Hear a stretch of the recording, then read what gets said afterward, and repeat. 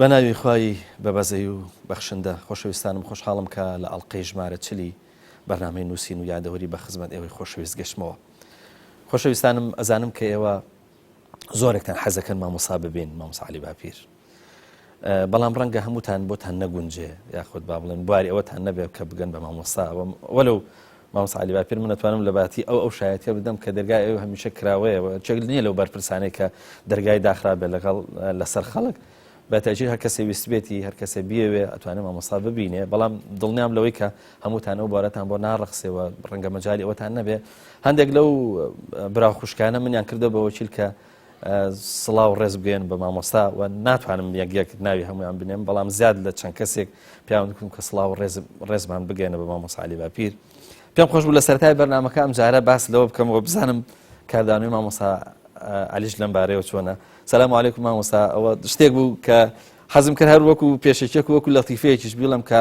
کاردانەوەی خەڵک بۆ بەرنامەکە بەم شێوەیەوە تەنانەت جاری وایە من ناچارەکەن بەوەی کە هەندێک شت بگەێنم بە تۆ. من دەزانم کە جەنابەت ینی ئولفەت لەگەڵ خەڵکا زۆرە و هەروەها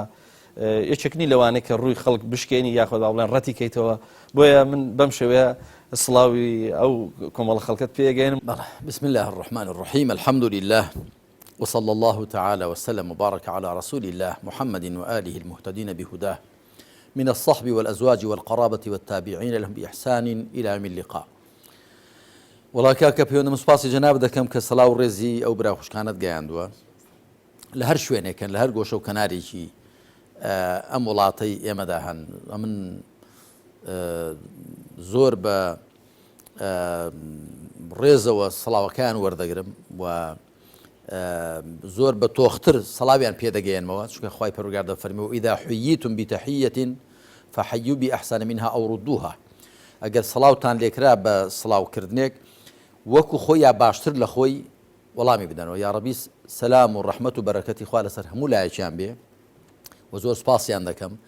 و خوا پاداشتیان داتەوە. سپاسی جەنابیش دەکەم کە ئەو پەیامەی ئەو برا خوشکانت گەیاندووە، خوا پاداشتیان داتەوە و لێشیان مەمنونین. سپاس دەکەین. سپاس بۆ جەنابشت. مامۆستا ئەگەر بچینە سەر ئەو بیردۆزانی کە جەناب دەڕێزت کردوون لە کتێبەکە و بە جۆرە لە جۆرەکان پەرچیشت داونەوە، ینی بیرروڕاکانی تێناوە و دوجار پەرچت داونەوە. یەکێک لەوانە کە یەکەم بیردۆزەیە کە هێناوتە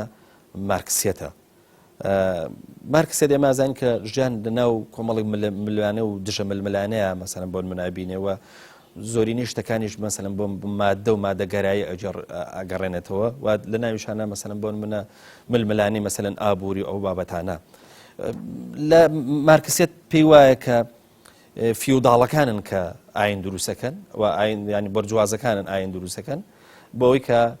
چینی پرۆلیتاریا پێ بچەوسێنەوە و خەڵکی ستەمدیدە پێ بچەوسێنەوە و پیان وایە دەستکردی فیوداڵەکان کە دەرەبەجی ئاینیەوە لە لایەکی تریشەوە بەرجوازەکانن کە گونجاوە بۆ ئەوان کە لە تەریقی جۆرێک لە دینداریەوە بتوانە خەڵکی بچەوسێنەوە. با بزانین ناوڕۆکی کتێبەکەی جەنابەت یاخود با بڵێن ئەوەی کە جەنابەت لە کتێبەکە وەڵامت داوەتەوە چییە؟ بەڵێ کاکە پێوە من هەم لەم کتێبەدا خواناسی ئاین ئیمان لەو بەندەیاندا کە باسی بیردۆزەکانی نێرانی ئاین دەکەم. ئاین بەگشتی ئاین بەگشتی بە چەمکو واتە باوەکەی واتە ئاینی خوا و هەم لە کتێبی ئیسلام و ڕێچکاندا و لە چەند کتێبێکی دیکەشمدا هەر باسی ئەوم کردووە کە ئەوەی کە ئەوان دەیڵێن بە تایبەت مارکسیزم کە پێی وایە نەک هەر ئاین بەڵکو هونەر و ئاین و عادات و نەرێت و بیری نەتەوایەتی و سۆزی نەتەوایەتی هەموو ئەوانە دەجێڕێتەوە بۆ ئابووری و بە تایبەت بۆ هۆیەکانی بەرهەمهێنان. بەرپەرچم داوەتەوە کە بە چەند شتێک، بەڵام من پێش ئەوە دەڵێم کاکە پەیوەند ئەوانە هەرچی گوتویانە هیچی لەبارەی ئیسلامەوە نەبووە بۆ زانیاریت، بۆی پێویستە ئێمە پاشخانە فیکریەکەی ئەوان چاک بخوێنینەوە. هەمووی لە بەرامبەر نەسڕانیەتدا گوتویانە. نەسڕانیەتێک کە ئەو کاتە لە چینی ئەکلیرۆزدا بەرجەستە بووە، لە کڵێسادا بەرجەستە بووە و لەو ممارەسە و هەڵانەدا بەرجەستە بوو کە بە ناوی دینی خواوە کراوە بەڵام پێچەوانی جەوهەر و نێوڕۆکی دینی خوا بووە. ئاینی خوا سبحانەوە وتعالە گە تۆ تەماشای پێغەمبەران بکەی عەلەیهیمو سەڵات وسەلام لە نوحەوە هەتاکو پێغەمبەری خاتەم محەممەد عەلەیهی سەڵات وسەلام چێ شوێن کەوتوی پێغەمبەران بووە. هەر لە قورئاندا باز دەکا مستەضعەفین، ضوعەفا، چەوسێنراوان، ئەوانە کە بێدەست بوون، ئەوانە کە کەم توانا بوون. ئەی کێ نەیاری پێغەمبەران بووە؟ مستەکبیرین، خۆبەزلگران، خۆسەپێنان، مترەفین، خۆشگوزەرانان، مجریمین، تاوانباران، مسریفین، ئەوانەی زێدەڕۆیان کردووە لەسەر حسابی خەڵک شەپ و گوپیان لێداوە، ئەوانە ناحەزانی پێغەمبەران بوون عەلەیهیمو سەڵات وسەلام. بەڵام لە سەدەکانی نێوەڕاست لە ڕۆژئاوا بە ڕۆژئاوا تەمان مەبەستمان پێ هەر شوێنێک کە نەسڕانیەکانی لێبوون واتە بە کاتە رووسیاش بە هەمان شێوە کە زۆربەی ئێستاش لەگەڵدا بێن نەسڕانیە، لەوێ ئەو ئاینەی کە لەوێ باو بووە بە پێچەوانەی جەوهەری و نێوەڕۆکی ئاینی خوایی بووە. ئاینی خوا لە خزمەت چینی چەوساوەدایە، لە خزمەت خاوەن حەقاندایە دژی خۆسەپێنان و خۆبەزلگران و خۆشگوزەرانان و تاوانباران و خۆفەڕستکەران وانە. بەڵام لەوێ ئاین بەکردەوە لە دەستی خۆسەپێناندا بووە، وەکو گوتم لە ئاڵلقەی پێشوشدا ئاماژەم پێکرد کە سێ کوچکەیەکی شوم الثالوث المەشئوم دروست بوو کە لەو سێیانە پاپا بە ناوی ئەوە کە سەرپەرشتی هەموو مەسیحیەکان دەکا، پاپا و پاشان پادشا. جا ئەگەر لە رووسیا بووە، ئەگەر یەکی لە وڵاتە ئەوروپیەکان بۆ پادشا و حکمڕان لەگەڵ ئیقطاع واتە تەمان ئەوەی کە لە وڵاتی ئێمە پێی دەڵێن ئاغا یا خاوەن زەوی، ئەوە شێوەیەکی بچووکی ئیقطاع بووە. لەوێ کاکە پەیوەند ئیقطاع یعنی دەسەڵاتێکی هەبووە کە چەندان هیکتار زەوی لە بەردەستدا بووە، ینی بە هەزاران دۆنم، و جوتیارەکانی وەکو کۆیلێ تەماشا کردووە، یعنی جوتیار بۆی نەبووە لە شوێنێک بچێ بۆ شوێنێکی دی، و جوتیار وەکو بڵێ پێیان گوتوون ڕەقیق الئەڕض، ینی کۆیلەی زەوی، ژانی بەو زەویەوە بەسراوە و کار و کاسبیەکەشی بۆ دەرەبەگەکە بووە. ئەگەر بە نیوەیی بووە، ئەگەر بە سەیەک بووە، ئەو سێیە واتە دەرەبەگ و ئیقطاع و پادشا و پاپا، ئەو سێ بە ناوی دینەوە. تەوان پاپا بە ناوی دینەوە توێتی بڵێ ئەوەی پادشا دەیکا و ئەوەی ئیقطاع دەیکا، ئەوە هەر لە ئێستا لە چوار ئینجیلەکەشدا هەیە، لە پەیمانی کۆنیشدا هەیە کە تەمان تەحریف کراوە، چونکە خوا سبحانه وتعالى وەکو لە قورئاندا بەسەلاتی پێغەمبەرانمان بۆ دەجێڕێتەوە. پێغەمبەران هاتوون خەڵکی چەوساوە دەرباسکەن، خەڵکێکە لە ڕووی سیاسی و چەوسێنراوەتەوە، لە ڕووی ئابووری و چەوسێنراوەتەوە، لە ڕووی کۆمەڵایەتی و چەوسێنراوەتەوە، دەربازیان کەن و ئازادیان کەن، کەچی لەوێ دین بۆتە هۆکارێک کە خەڵک بکرێتە کۆیلە و ژێردەست و زەبوون بێ بە ناوی دینەوە. جا هەرچی ئەو بیردۆزانە هەیە، بە تایبەتی بیردۆزەی ئابووری کە مارکسیزم تەرحی کردووە، یاخود سۆسیالیزم بەگشتی، چونکە مارکسیزم جۆرێکە لە سۆسیالیزم، کۆمۆنیزم بەگشتی بە ماویزیشمەوە لە سین، ئەوەی کە تەرحیان کردووە لە ڕاستێ کاردانەوە بۆ لە بەرامبەر ئەو واقعی کە لە لای خۆیان بووە، خۆ نەچوون دیڕاسەی ئیسلام بکەن. و ئەوەش کە گوتویانە بە ناوی نەسڕانێتەوە، حەقیقەت ئەوەش بوختانێک کە بە نەسڕانێت کراوە کە پێشێ پاپا و قەشەکان ئەو بوختانیان بە نەسڕانێت کردووە. آخر باشە عیسا عەلەیهی سەڵات وسەلام، عیسا هەر هاوسەرگیری نەکردووە، عیسا هەر ماڵ و حاڵی نەبووە، یعنی زاهیدترین و دنیا بەکەمگرترینی پێغەمبەران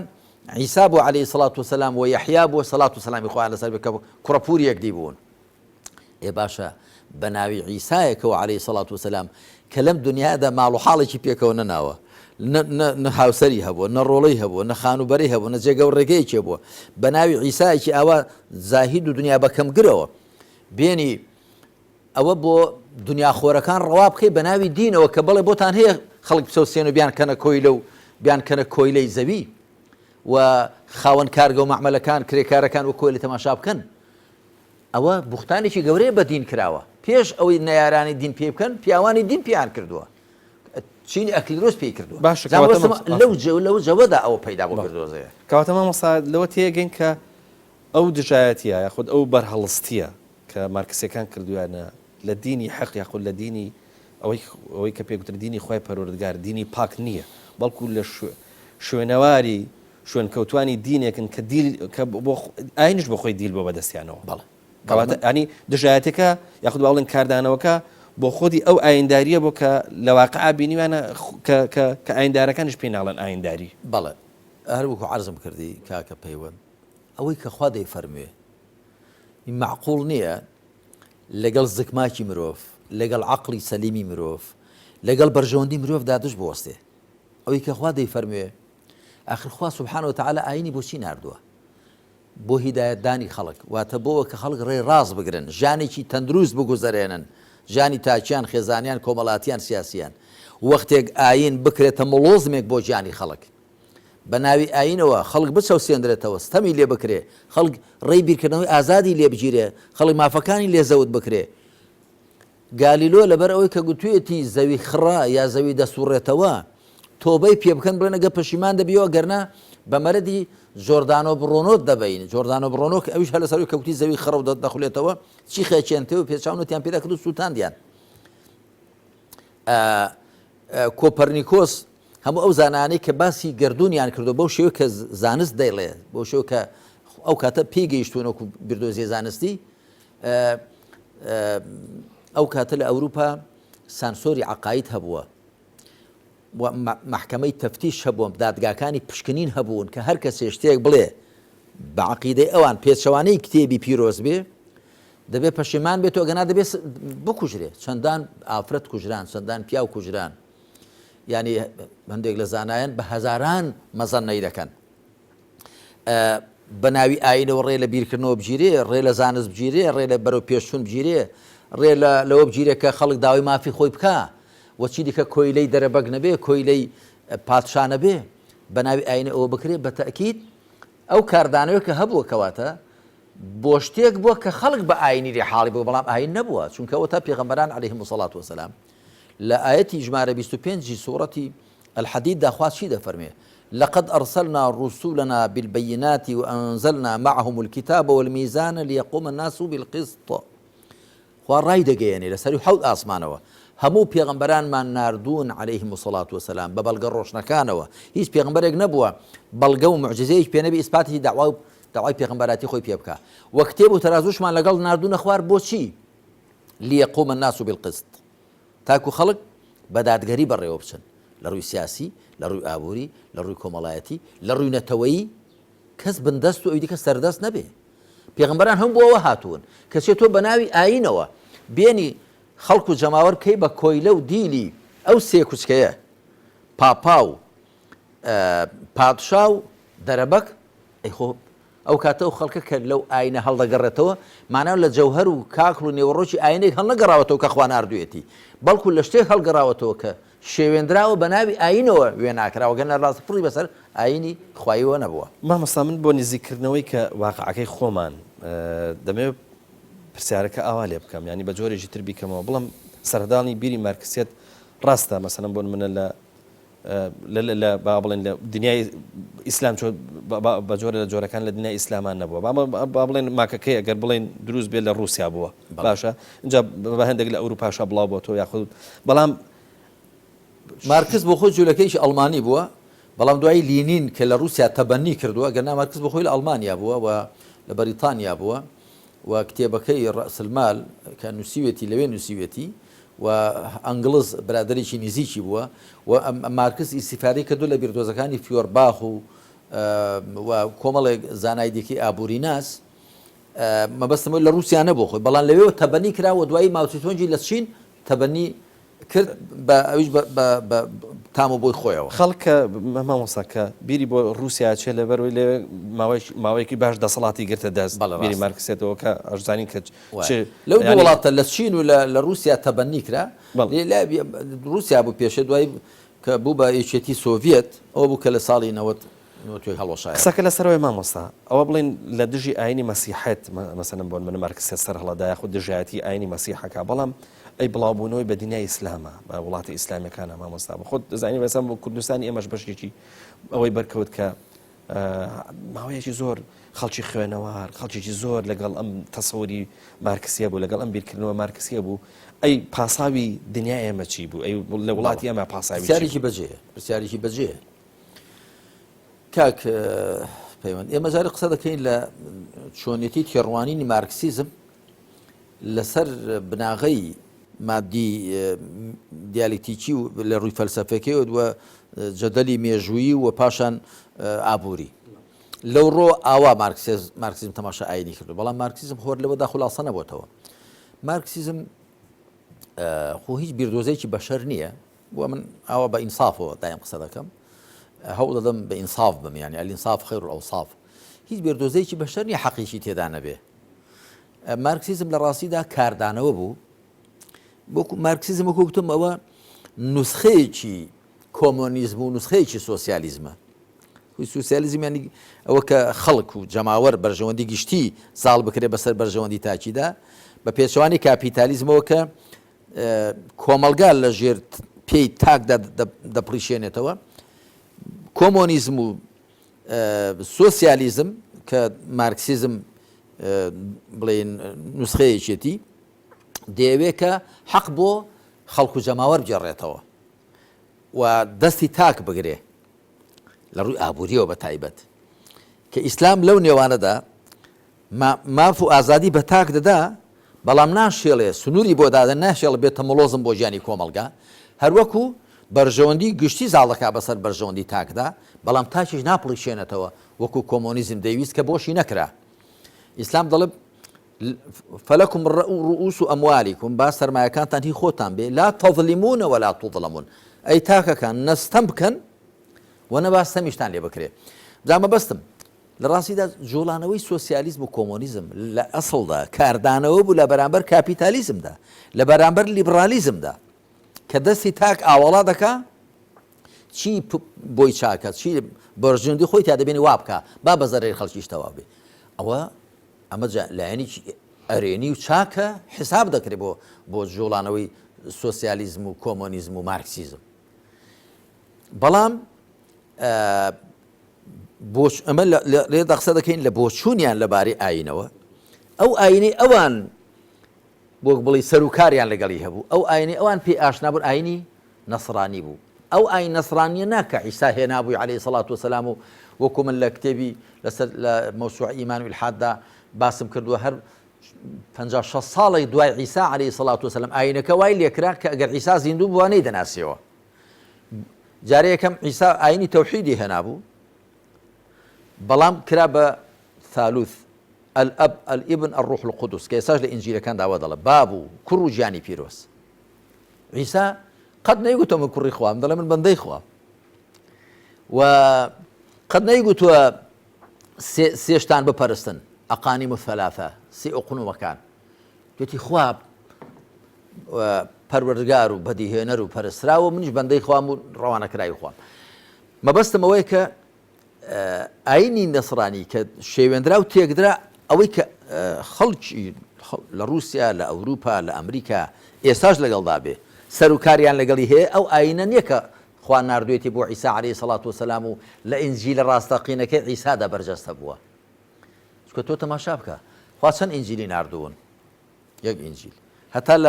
لە چوار ئینجیلەکانی دەڵێ خوا ئەو ئینجیلەی کە خوا بۆی ناردووم عیساوا دەڵێ خوا یەک ئینجیلی بۆ عیسا ناردووە کەچی ئێستا نەسڕانیەکان چوار ئینجیلیان هەن ئینجیلی مەتا لۆقا مەرقوس یۆحەنا ئەو چوار ئینجیلەشیان لە نێو 7 ئینجیلدا هەڵبژاردووە کە ئینجیلەکان چین هەموو بیرەوەری قوتابیەکانی عیسا بیرۆریەکانی خوان نووسیوەتەوە بەڵام ئەو ئینجیلی کە خوا بۆ عیسای ناردووە دیار نییە ئەوە لەکوێ کە قورئانی موسڵمانان بۆیە من دەڵێم ئێستا تاکە کتێبێک لە بەردەستی مرۆڤایەتیدا هەبێ مرۆڤ لێی دڵنیا بێ کە فەرمایشتی خوا تەنیا قورئانە ئەو قورئانەی کە دەزانی 114 سوورەت دەزانی 6236 ئاەتە دەزانین کە 77490 وشەیە و دەزانین کە 321000 سەد و ئەوەندە پیتەکانیشی دیارە قورآن ئەوە لەکوێ کە من سێ نوسخەی پەیمانی کۆنم لە بەردەستدایە پەیمانی کۆن واتە ئەو کتێبی کە بەحساب بۆ موسا عەلەیهی سەڵات وەسەلام هاتووە و چەند نوسخەیەکی ئینجیلەکانم لە بەردەستدایە هیچ کامی وەکۆوی دیکە نییە هەمووی دەستکاری کراوە گۆڕدراوە ئێستاش لەگەڵدا بێ چه جای ئەوەی کە کاتی خۆی بۆ عیسا هاتووە یەک ئینجیل بۆ ئێستا چواریان تەبەنی کردوون بە ڕسمی و پەیمانی کۆن خی پەروەردگار کاتی خۆی 5 سیفری ناردوون بۆ موسا سیفرەکانی تەکوین و خروج و چی 5 سیفرن ئێستا پەیمانی کۆن لە 39 کتێب پێک دێ بە سەرژمێرێکی لە 49 کتێب پێک دێ کەواتە ئەوەی کە ئەوان پێی ئاشنا بوون ئەو ئاینە شێوێنرا و تێکدرا و بێسەر و بەرێ بووە لە دژی ئەوە قسەیان کردووە بۆیە من لە کتێبی ئیسلام و ڕێچکاندا کە وەختی خۆی مامۆستایەک بە هەڵە لە قسەیەکی من تێگەی بوو گوتی فڵان کەسیش دەزانن مارکسیە گوتیان چۆن گوتی بابا ئەوەنە لە کتێبی ئیسلام و ڕێچکاندا دەڵێ مارکس ڕاست دەکا کە دەڵێ ئاین تریاکی گەلانە ئەوە تاتە ئیدی مارکسی کردووە زامن گوتومە ئەگەر ئاین ئەوە بێ کە لە ئەوروپا و لە رووسیا و لە کوێ باو ئاین تێکدراوی نەسرانی ئەگەر ئاین ئەوە بێ کە بەدەستی دەسەڵاتدارانەوە بێ بۆ ژیانی هەژاران و نەداران و ئاین ئەوە بێ دژی زانست بێ و دژی بەرەو پێشون بێ دژی بیرکردنەوەی ئازاد بێ ئەو ئاینە شتێکە کە خەڵکی پێ بێ هۆش دەکرێت و مارکس ڕاز دەکا بەنسبەت ئاینی تێکدراوی نەسەڵانیەوە ڕاز دەکا بەڵام مارکس و ئەوانەی کە ئەو قسانیان کردووە لە ئاینی ڕاستەقینەی خۆی پەروەردگار دوانوسخەی هیدایەتی خوا کە ئیسلامە لێ بێ خەبەر بوون ئەلبەتە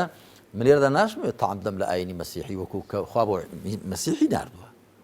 نەخێر هەموو فەرمایشتەکانی خوا کە بۆ هەر کام لە پێغەمبەرانی ناردوون 100%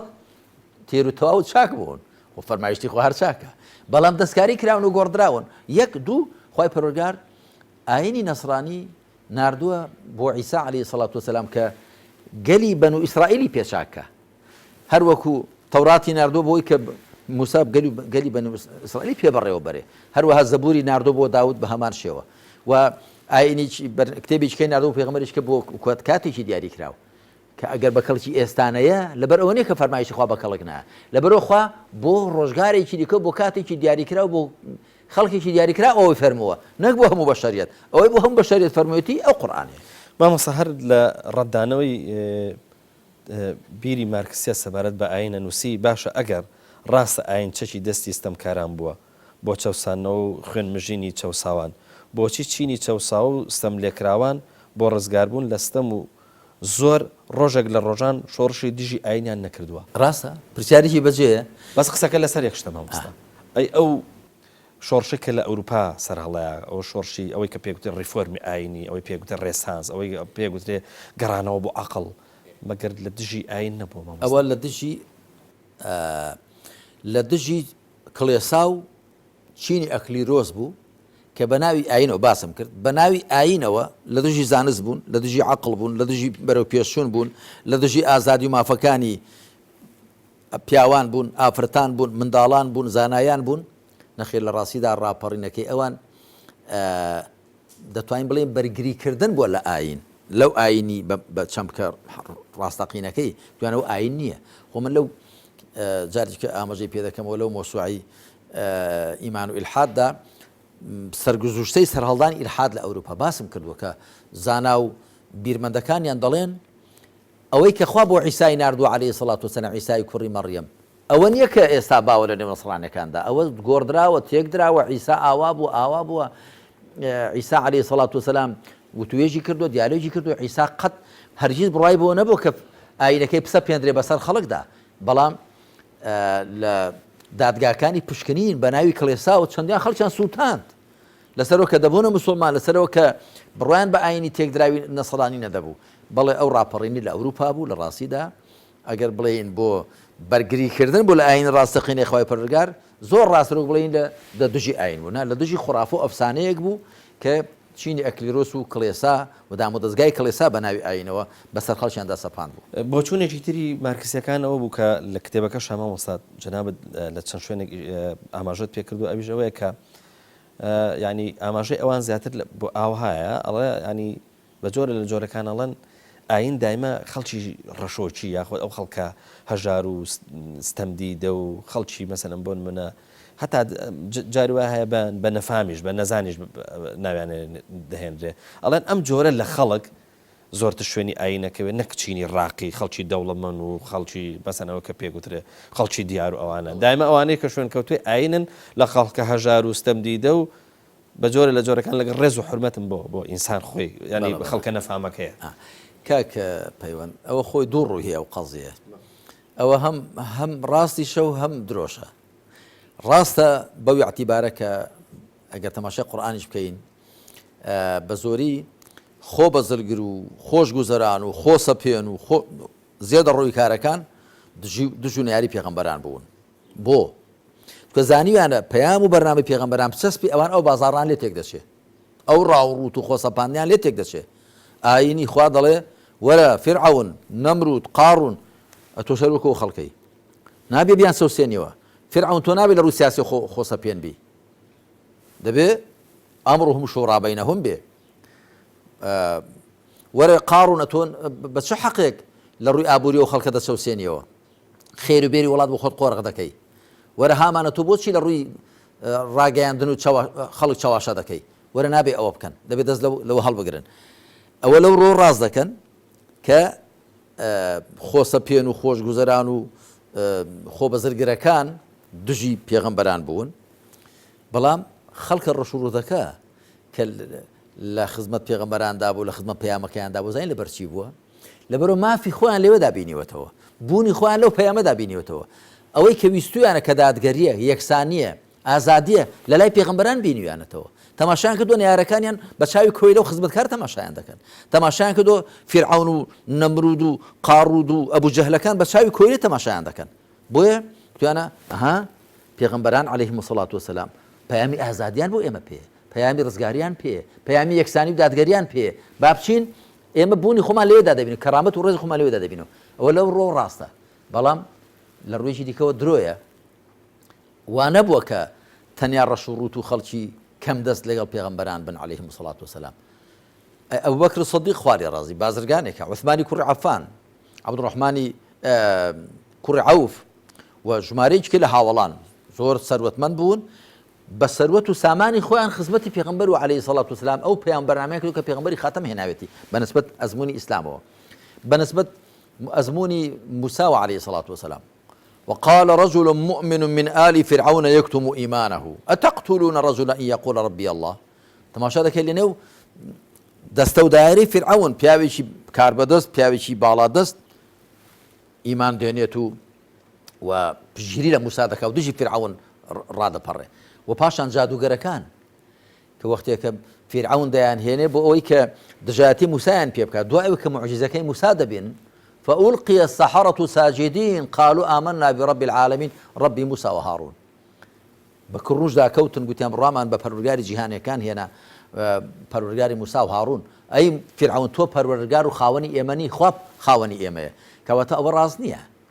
کە بەڵام لەو ڕوانەوە بەو اعتیبارە کە ڕەشوڕوت و کەساس و چەوسێنراوەکان بوون و ماف و ئازادیەکانی خۆیان لای پێغەمبەران بینیوەتەوە حەقیان بە شوێنیان کەون خۆ بەزرگر و خۆ سەپێن و خۆش گوزەرانەکانیش کە زانیویانە ئیسلام پەیامی خوا شەریعەتەکانی خوا بەزم و بازاڕی ناشەرعیان لێ تێک دەدەن ئەوانیش دیارە شتێکی چاوەڕوان کراوە کە دژی ئەوە بن ئێستاش هەروایە ئێستاش تۆ تەماشا بکە کێ دژی ئیسلامە زلهێزەکانی وەکو ئەمریکا و جوولەکە و رووسیا و زلهێزانە کە دەزانن ئیسلام بەدیل و ئەڵتەرناتیفە بۆ ئەو شارەسەنێتە ئاژەڵی مادی کە ئەوان دەیانێ 25 بەسەر دنیادا یەک ئەو ڕژێم و ئەو حیزبە خۆسەپێنانەی کە دەیانەوێ حکمی میراتی و بنەماڵەی لە وڵاتانی مسلماندا درێژە پێ بدەن ئەوانە دژی تەوژمی ئیسلامی ئەوانە دژی زموجۆڵی ئیسلامی بۆ چونکە وەکو جاری کەش باسم کردووە ئەگەر ئیسلام دەسەڵاتی هەبێ بناغی حکومڕانی لە ئیسلامدا ڕاوێژە شوڕا و ئەمڕهم شوڕا بەینەهم کاروباری کۆمەلگا دەیە بە ڕاوێژ بێ نابێ بە حکمی ویراتی و عەسکەر تاری خۆسەپاندن بێ بەڵام ئەوانە دەیانوێت چۆن بێ و ئەمڕهم شۆر بە بەینەهم دەیانەوێت قاپێک بێ ئەو وڵاتە بۆ خۆیان دمیتێنێن و خەڵکی دیکەش ئەگەر ئاوا جاجە پارێکیان بۆ فڕێدەنەوەیش کۆڵی منەتیشیان لەسەر بکەن بە چاوی کۆیلە و خزمەتکاریش تۆزە لە بەرماوی خۆیانیان دەنێ ئەوە خۆکە تۆ تەماشای واقعی ئێستاش بکەی دەزانی کە چێ دژی ئیسلام و کێشەکە شوێن کەوتوی ئیسلام ئێستاش جا ئەگەر بە منطقی گەلی فرعون و زلەزلەکانی ئەو قەومە کافرانە بێت کە گوتویانە وما نراك اتبعك إلا الذين هم أراذلنا بادي الرأي أي نوح نابني كشوينة كود بيجي لواني كهرشي وبرشي كان مانن أواني كعقليا سطحية بادي الرأي زاد هميشه فرعون خوب زرقرانه جماوريان بي سادة لوح و بي نفام دوا كوتوبوا بو چونکە لیان هەڵگەڕاونەوە چونکە بەدوای پێغەمبەران کەوتو ئیمتیان تەماشای ئێمە و هەموو دنیا و ئیمتیازاتی مادی معنەوی لای ئێمە نایەن بۆ لای ئێمە ببنە کۆی لەمان ئەمەش بەشێکیان بدەینە بەرماویان بدەینە دەستێناوی پێغەمبەرانە کە لە خۆیان ڕەشەڕووترن پیان بیعەقڵ بوون نانزانیوە کە ئەو خەڵکە بەها معنەویەکان بەها مرۆییەکان دەکاتە پێوەەر بەندایەتی بۆ خوا یەکسانی دادگەری ئەوە لەکوێ بێت تۆ دەبێت ڕوو لەوێکەی نەک پارە و سامانی حرام لەکوێ بڕوو لەوێکەی مامۆستا ئەچێکی تر لەو چەمکانی کە هێناوتە یاخود لەو تێزانەی کە هێناوتە و دیسان جارێک کە بەرپەرچیشی داوەتەوە قسەکردن لەسەر ترس خۆتەزانی مرۆڤ هەڵگری چەندان غەریزەی جیاوازە یەکێک لەو غەریزانە ترسە ئەوانەی کە ترس ئەکەن بە پاساوی ئەوەی کە بە جۆرە لە جۆرەکان ینی ترس وان لێکا کە بەرەو ئاین و بە جۆرێک لە ئاینداری بیان بە ئەوان پێیان وایە کە مرۆڤ لە کارەساتە سروشتەکانەوە تاکو ئەو کوشت و کوشتارێکە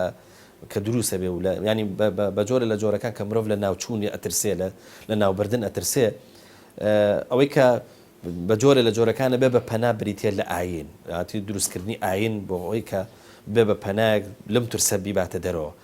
قسەی جەنابەت بۆ ڕەتدانەوە ئەوانەی کە پیان وایە کە ترس هۆکارێکە بۆ دروستبوونی ئاین یاخود ترس بۆ خۆی جارێک ئاین دروستەکە بە بۆچوونی تۆ یاخود ئەوەی کە لە کتێبەکەشا جەنابەت بە جۆر لە جۆرەکان ڕەتت داوەتەوە چییە؟ وەڵام من بڵێ دەبێت زۆر بە گوشایی خلاصایی چونکە ئەوەی لە کتێبەکەدا هات ئەوەی ئێستا دێڵم بەڕاستی بەدیل نییە ئەڵتەرناتیف و جێگرەوەی ئەوە نییە کە لە کتێبەکەدا تو بەڵام من خلاصەیەکی دەڵێم ئەو قسێش دیسان دەتوانین بڵێن ڕاستیشی تێدا هەیە بەڵام ناحەقیشی تێدا هەیە ڕاستیەکەی ئەوەیە کە بەنسبەت ئاینە ئەفسانیەکانەوە ئاینە ئەفسانەیەکانەوە کە لە ڕۆژهەڵاتی ئاسیا هەن لەو پەڕی دنیا هەن لەو پەڕی دنیا هەن ڕاستە وە کاتی خۆی میسرەکان وە لە میزۆپۆتامیا لە لێرە نێوان دوو ڕووبارەکان وە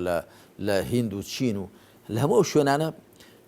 ڕاستە مرۆڤ لە ئەنجامی ترسانی لە کارەساتەکان و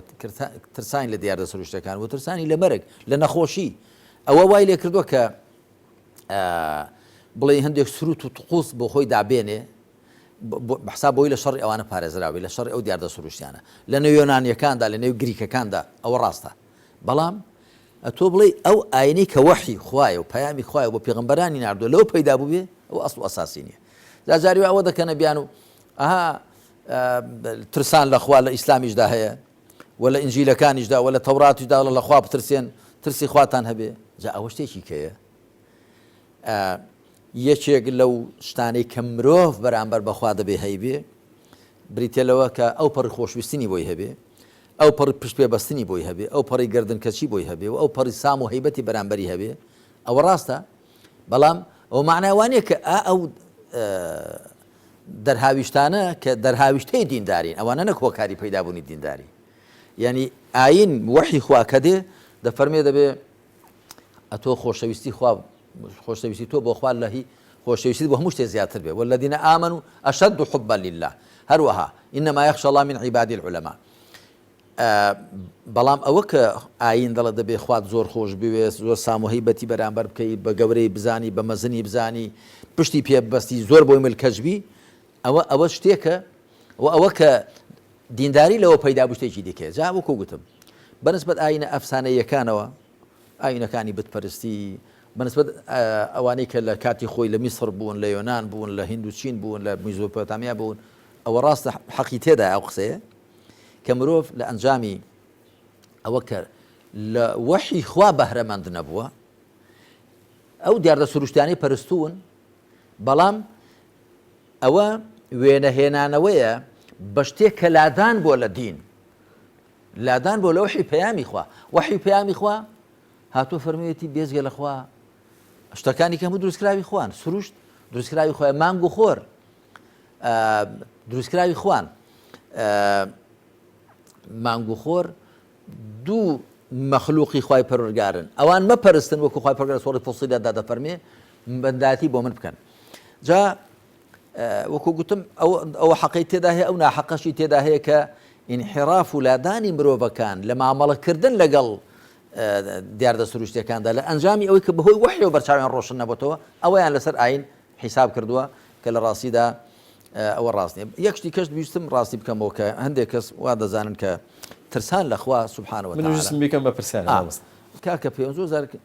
ینی خەڵک بەخوا هەندێک لە خەتیب و مامۆستا و تاربێژەکانیش من زۆر تی بینیم لە سەریان هەیە جارێ بەسەر خەڵکدا هاوار دەکەن و دەقیڕێن و ئەمجا هەیەە تا و تارەکەی دەدا 1000 جار 500 جار سوێن دەخوا کاکە سوێن خواردە بۆچی تێبینیم هەیە من يعني چونکە خوای پەروەردگار دەفەرمێ ولا تطع كل حلاف مهين سوێن ینی بە قسەی کەسێ مەکە زۆر سوێن دەخوا و سووکە ئینسان کەسێک زۆر سوێن دەخوا کە متمانەی بە خۆی و بە قسەکەی نەبێ پاشان ئەو هەموو هاوارکردن بەسەر خەڵکدا و دوایی زۆر ئیبرازکردن و زەخکردنەوەی ئەوە کرد دەبێت لە خوا بترسین بەڵام من تەماشا دەکەین لە قورئاندا بەڵێ بەتەکید باسی ترسان لەخوا کراوە بەڵام ترسان لەخوا نەوەکو خواوەکشێکی سامناک سامدار و سامناک و لێ بترسین نا خوا سبحانه وتعالى ترسين سامي لي دكين هيبتي برانبر دكين لا انجامي اودا كيما غير لا ماندا بي خوا سزا ماندا دال واتل لي برسينوي خوا دا ترسين لسزاداني خوا له هو بو خرابكاني خو مانوا اگرنا خوا لذاتي خو دا ساملي كراو ترسناك نيه سبحانه وتعالى ابراهيم عليه الصلاه والسلام خليل الله كبتاكيد لو خلق له باشتر خوا ناسيوا شلون باسي خوا پروردگار دکا لسوره انعام دا فرمي فلما جن عليه الليل رأى كوكبا قال هذا ربي فلما أفل قال لا أحب الآفلين شيء بسردا هات استيريشي بيني هل هاتبو قلتي أو پروردگار مكاتي آوابو قلتي آوابوانم خوش ناوين كواتا بهيسترين بيك هينري دينداري وإيمان بريتي لخوش ويستن نيفر لينا ترسيم خوش ئەوابوانم خۆش ناوێن واتە من خۆم خۆش دەوێت پەروەردگاری خۆم خۆش دەوێت بەڵام ئەوە ناگونجێ پەروەردگاری من باش مامۆستا گەر منش پرسیارەکەم تێکەڵی وەڵامەکەی جەنابەت کەم دەکرێت خۆشەویستێک ینی هەتا ترسەکەش بەرمەبنای خۆشەویستی بێ یعنی ئینسان ئەگەر للای مەثەل الأعلى ئەگەر مەسەلەن بۆ نمونە کوڕێک باوکی خۆی خۆش بوێ لە ئەمر نوێی زۆر لە ڕێگای خۆشەویستیەوە مەسەلەن محبەتێکی زۆری هەبێ دەترسێت لەوەی کە مەسەلەن بۆ نمونە لە ڕۆژێک لە ڕۆژان ئەگەر تەنانەت زەجریشی نەدا ئەگەر تەنانەت بۆ نمونە ینی سەرزەنشتیشی نەکا ئەترسێ لەوێ بێڕێیەکی کردبێ دەکرێت سەرچاوەی ترسەکەش بگەڕێتەوە جارێککە بە خۆشەویستەکە بەڵام ئەبڕاستە بەڵێ ئەوە دەگونجێ بەڵام بە دڵنیایی پێکهێنەری سەرەکی ئیمان بەخوا بریتێ لە خۆشویستنی خوا بە بەڵگەی چی يا أيها الذين آمنوا من يرتد منكم عن دينه فسوف يأتي الله بقوم يحبهم ويحبونه خوا خوشي ديوان وان خوان خوش ديوان يعني كتو تماشابك ومن الناس من يتخذ من دون الله أندادا يحبونهم كحب الله والذين آمنوا أشد حبا لله يعني كتو تماشا قرآن دك زيادة الحب وخوش ويستني مروفا كان بو أخوا زق كراوتوا بلان بتأكيد مروف ده بسام وهيبتي شهبة برانبر بخوا إنما يخشى الله من عباد العلماء هرشان زانان دلن خشيت جاء خوف خشيت بريتيلا ترسانك ئاوێتە لەگەڵ بە مەزنگرتندا بۆیە من زیاتر وشەی سام لێکردن هەیبەت لێکردن بەرامبەر بەخوا بەڵام کە لە خوش دەترسین نەک لەبەرەوە کە خواشتێکی سامناک و سامدارە وەکو دروست کراوەکان چونکە خۆ ئێمە کە خواشمان خۆش دەوێ سبحانه وتعالى دیسان خۆشەویستی ئێمە بۆ خوا و هەروەکو لێترسانمان بۆ خوا هەروەکو ملکەچیمان بۆ خوا جای لە مامەڵەمان لەگەڵ دروست کراوەکاندا ترسانمان لەخوا واتە ترسانمان لە سزای خوا لە لێپرسینەوەی خوا لە تووڕەبوونی خوا بۆ تووڕە دەبێ ئەگەر ئێمە شتێ بکەین زەرەری خۆمان بێ ئەگەر نا خۆ مرۆڤەکان ئەگەر گوناح و تاوان بکەن ئایا خوا هیچ زیانی پێدەگا من عمل صالحا فلنفسه ومن أساء فعليها وما ربك بظلام للعبيد هەر کەسێ چاکە بکە سوودەکەی بۆ خۆیەتی خراپە بکە زیانەکەی بۆ خۆیەتی و پەروەردگاریشت ستەم لە بەندەکانی ناکا یان دەفەرمێ ما يفعل الله بعذابكم إن شكرتم وآمنتم وكان الله شاكرا عليما خوات چی داوە لە سزادانی ئێوە ئەگەر ئێوە سپاس گوزار و ئیماندار بن وخوا بۆ خۆی شکرانە بژێر و سپاسگوزار و زانایە واتە ئێوەش بە سیفاتەکانی خوا خۆتان بڕازێنەوە ئێوەش وەفادار بن بەرامبەر بەخوا بەهەرحاڵ من تێبینیم هەیە لەسەر زۆر زەخکردنەوەی ترسان لەخوا و بە تایبەتیش کە ڕوونەکردنەوەی چەمکەکەی ئێمە لەخوا دەترسین نەک لەبەرەوەی سامدار و سامناکە لەبەر ئەوە کە خوا سوبحانه وتعالى ئەوەندە گەورەیە ئەوەندە بەرزە ئەوەندە مەزنە ئەوەندە چاکەکارە ئەوەندە خاوەن فەزڵ و نیعمەتە لەسەر ئێمە ناگونجێ ئێمە بێفەرمانی خوا بکەین و دەبێ ئەوەندەمان خۆش بێ ئەوەندە لە لامان بەڕێز و گەورە بێ نەگونجاوە ئێمە سەرپێچی لە فەرمانی خوا بکەین کاتی سەرپێچیمان کرد دەبێت دڵمان لە مستێدا بێ کە خوا لەهۆی بەهۆی سەرپێچەکەمان و سزاماندا کە سەرپێچەکەش بە زەرەری خۆمانە و بێوەفاییش بەرامبەر بەخوا مامۆستا ڕەنگە چەند خولەکێکم ما بێ ناچارم بەوەی کە پرسیار لەسەر بیردۆزەیەکی تر بکەم ئەوش بیردۆزەی نەزانیە یاخود نەزانینە نازانانی ئەگەر گونجاو بێ قسەکە لەسەرەوەیە ڕابەرانی ئەم تێزەش ئەڵێن مرۆڤ کە شتێکی نەزانی کە جەهلی هەبوو لە بەرامبەریان نەزانینی هەبوو ئەو کاتە پەناباتە بەر شتێکی تر و ئەوان باوەڕێن وایە دین لەم ڕێگای ئەمەوە داهاتووە یاخود لە ڕێگای ئەمەوە هاتووە کە شتێک کەسەکە بەسەرەن تەفسیری بۆ نەبووە نەی نەزانیوە بە جۆرە لە جۆرەکان پێنای بەرەوەتە بەر غەیبانیەت و بەر تەفسیری غەیبی و ئەوانە و لەم ڕێگایەوە بە جۆرە لە جۆرەکان دینداری بەم شێوێژ ینی باوا بڵێم بەهۆی ئەوەی کە جۆرێک لە دینداری پەیڕۆ بکرێ بە جۆرێک لە دینداری بێتە پێشەوە بۆ تەفسیرکردن بە تایبەتی قسەی جەناب مەغزین لەسەر من لەو بارەشەوە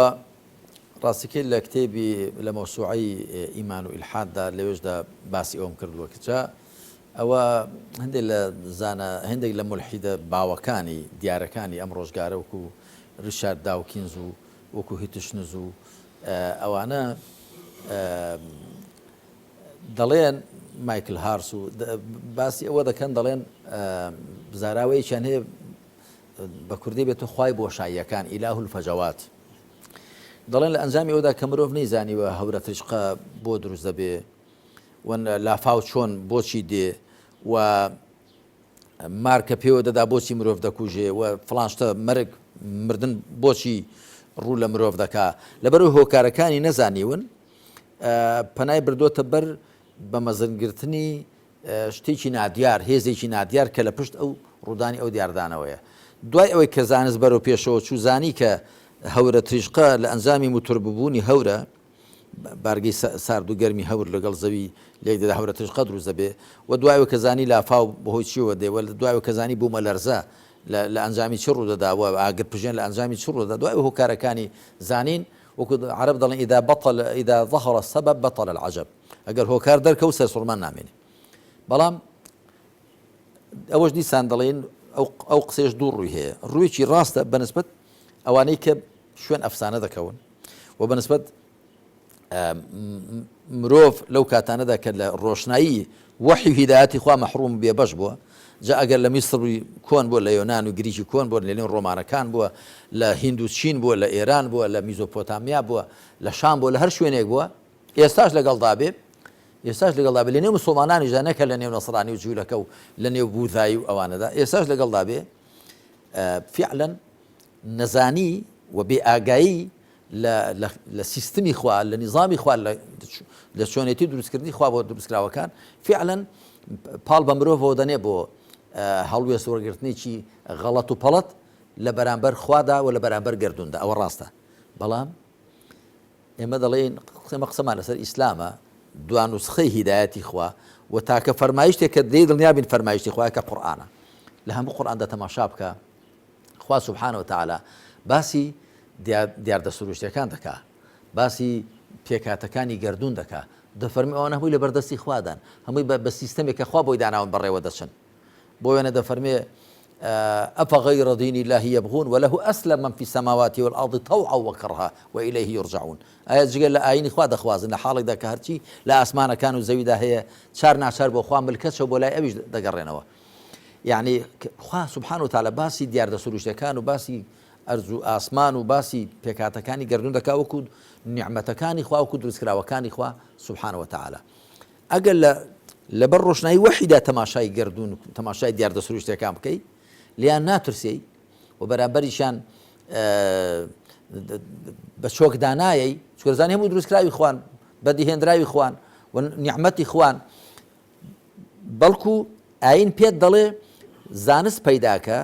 هۆکاری دیاردە سروشتەکان بدۆزەوە بۆی مامەڵێکی ڕاست و دروستیان لەگەڵدا بکەیت. جا ئەوروپیەکان زاراوەیەکیان هەیە دەڵێن زاڵبوون بەسەر سروشتدا یا شەڕی نێوان مرۆڤ و سروشت. بەڵام لە قورئاندا خوای پەروەردگار وای ناو نانێ، وای ناو دەنێ کە زەوی و ئاسمان و پێکاتەکانیان لە خزمەت مرۆڤدان، ئەتۆ مامەڵەیەکی دۆستانەیان لەگەڵدا بکە. یعنی مرۆڤ دژی سروشت نییە، بەڵکو مرۆڤ کوڕی سروشتە بە واتای ئەو دەور و بەروبوونەوەرە کە هەین ئێمە دەی مامەڵێکی ڕاست و دروست لەگەڵا بکەین بەچی؟ بەوەی کە لە ڕێی زانستەوە هۆکارەکان بدۆزینەوە، لە ڕێی زانستەوە هۆکاری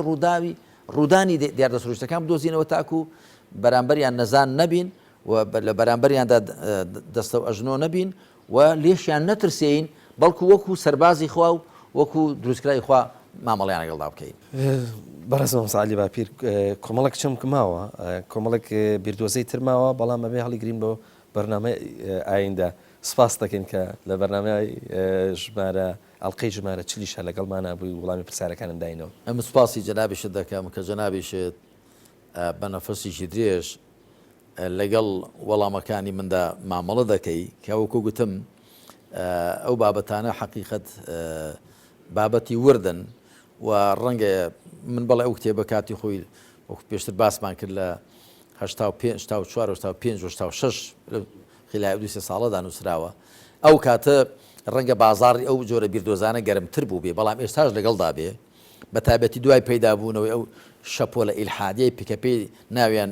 بە زوڵم ناوێن ناو ئەلئیلحاد العلمی، ئیلحادی زانستی کە لە ڕاستیدا ئیلحاد و زانست دوشتی زۆر پێچەوانە یەکدین.